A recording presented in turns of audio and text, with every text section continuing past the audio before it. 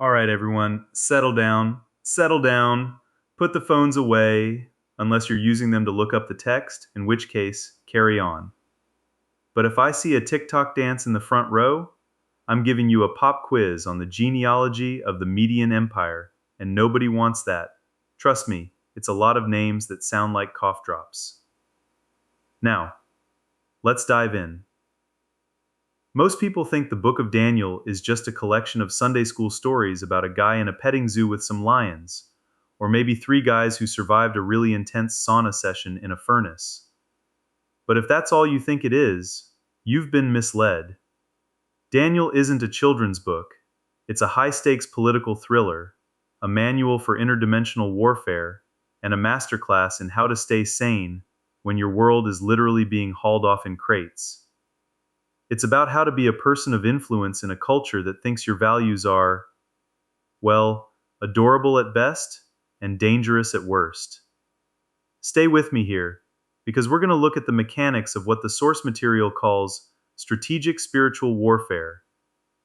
I know, it sounds like a Tom Clancy novel, but it's actually the backbone of Daniel's life. Think about Daniel's entry into Babylon.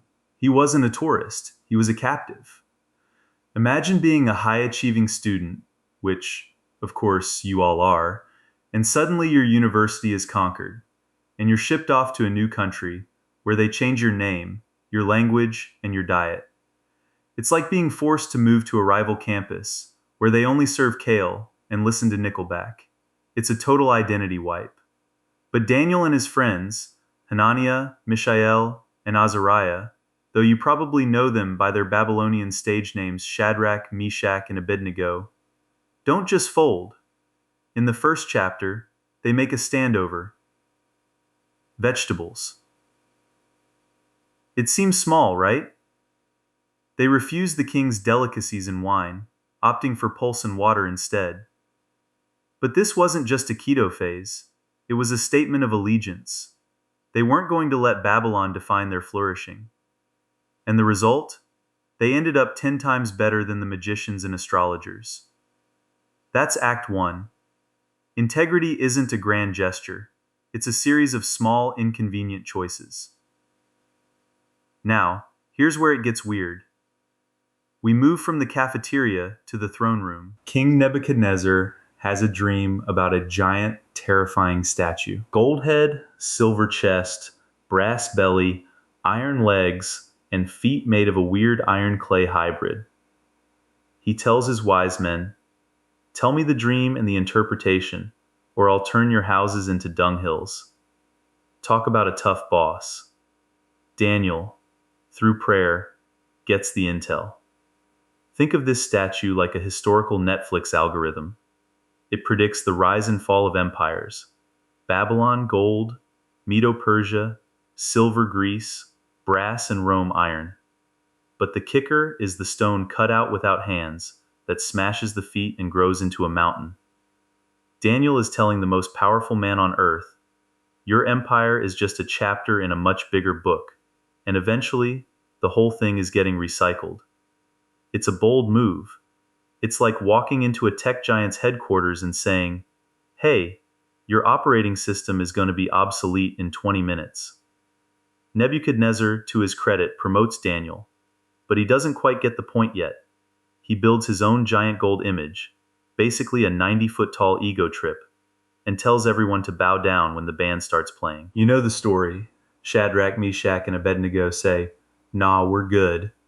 They get tossed into a furnace heated 7 times hotter than usual. Now look at their response in Daniel 3:17-18. It's the ultimate mic drop. They say God can deliver them, but if not, they still won't bow. That's a level of faith that doesn't require a guaranteed outcome. When they're in the fire, the king sees a fourth person in there with them, someone who looks like the Son of God. They come out without even smelling like a barbecue. The takeaway? Sometimes God doesn't keep you from the fire. He meets you in it. I know, you're wondering, is this just a history lesson? Far from it. This is where we pivot into the spiritual warfare side of the house. Daniel isn't just surviving, He's actively engaging a realm we usually ignore. Act 2. The shift from the physical to the metaphysical. Fast forward through Nebuchadnezzar's second dream, where he gets humbled by being turned into a temporary bovine. Yes, the Bible says he ate grass like an ox until he learned that God rules the kingdoms of men, and we hit Belshazzar's feast. This guy is the definition of peak hubris. He's drinking out of the sacred vessels from the temple, while a mysterious hand starts writing on the wall. Many, tekel, a parson. Daniel is brought in to translate. It basically means numbered, weighed, divided. In other words, your time's up, your character is lacking, and your kingdom is being split. That very night, the city falls. It's a reminder that there's a spiritual ledger for nations, not just individuals. But let's get to the lion's den in Daniel 6, because this is where Daniel's prayer life becomes a legal issue. King Darius is tricked into signing a decree that nobody can pray to anyone but him for 30 days. Daniel's response? He doesn't hide. He opens his windows toward Jerusalem and prays 3 times a day, just like he always did. Now, why was prayer so dangerous? Because Daniel's prayer wasn't just, "Dear God, help me have a good day." It was what our study guide calls prophetic intercession. It was a strategic strike. When Daniel prays, stuff happens in the heavens. Darius actually likes Daniel and tries to save him, but he's trapped by his own law. Daniel goes into the den, an angel shuts the lions' mouths, and the next morning Daniel is fine, while his accusers, well, they don't have such a great morning. But I digress. Back to the point. The real meat of the spiritual warfare stuff is found in Daniel 9 and 10. Stay with me, this is where the exam material gets heavy. Daniel is reading the prophet Jeremiah and realizes the 70 years of exile are almost up. Does he just sit back and wait for the moving trucks? No. He goes into a season of fasting and praying. Our materials highlight this as a key tool for changing the course of nations. He humbles himself, wears sackcloth, sits in ashes, and confesses the sins of his people as if they were his own. This is strategic, spiritual warfare prayer in action. He isn't just asking for things, he's aligning himself with God's promises to push back the enemy. And while he's praying, Gabriel, yes, Gabriel shows up. Gabriel tells him about the 70 weeks, a complex prophecy about the Messiah and the end times. But it's Daniel 10 that really pulls back the curtain. Daniel had been fasting for 21 days, and nothing was happening. He's mourning, he's not eating pleasant bread, he's basically in a spiritual grind. Finally, an angel appears and says, "Daniel, your prayer was heard the very first day, but I was jumped in the parking lot." Okay, he didn't say it exactly like that. He said the prince of the kingdom of Persia withstood him for 21 days until Michael, one of the chief princes, came to help. Think of it like your Netflix algorithm again, but this time it's the back-end code. Behind the geopolitical movements of Persia and Greece, there are spiritual princes or principalities at work. This is the spiritual warfare the notebook talks about. Daniel's persistence in prayer was the air support for the angelic battle happening in the second heaven. The lesson here? Just because you don't see an immediate answer doesn't mean the prayer didn't work. It might just be tied up in a celestial dogfight. Yes, this will be on the exam. Who is the Prince of Persia? It's a demonic entity, a high-ranking ruler of darkness. And who is Michael? He's the archangel assigned to protect Israel. The point is, your struggle isn't just against flesh and blood, as Paul would later say in Ephesians, but against these spiritual forces in high places. Daniel shows us that fasting and prayer are the supernatural weapons that can break through these satanic blockades. Now, let's move into Act 3, the visions of the end. Daniel 7 through 12 get intense.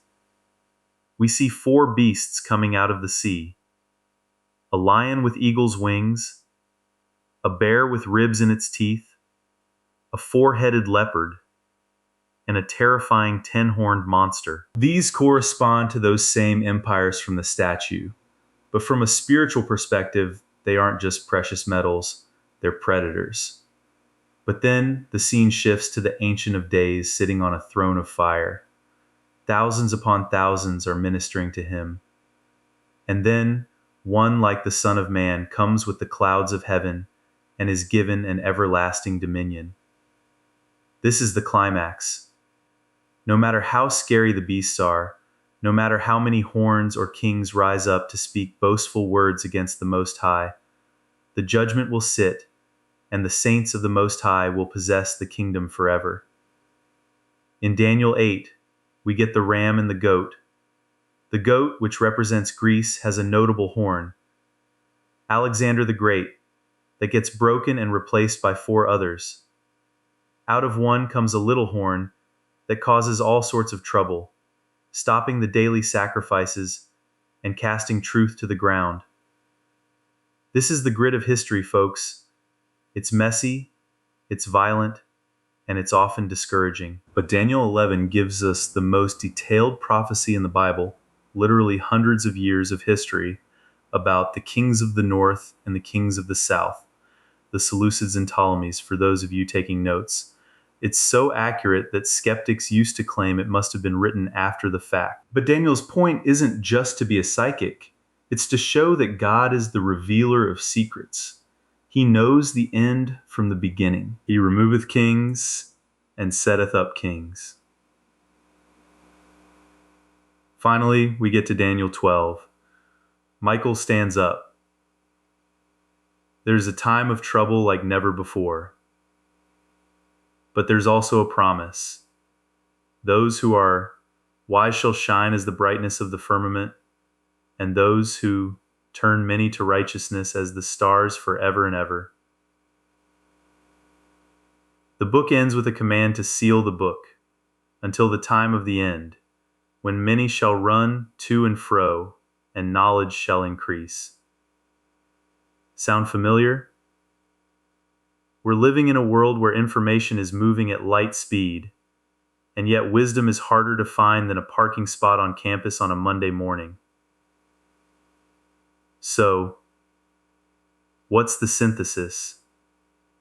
What do we do with this Daniel study? The core lesson is that the spiritual realm is more real than the natural one. Daniel didn't just survive Babylon. He conquered it by refusing to let it colonize his soul. He used prayer not as a last resort, but as a strategic weapon to influence the unseen forces shaping history.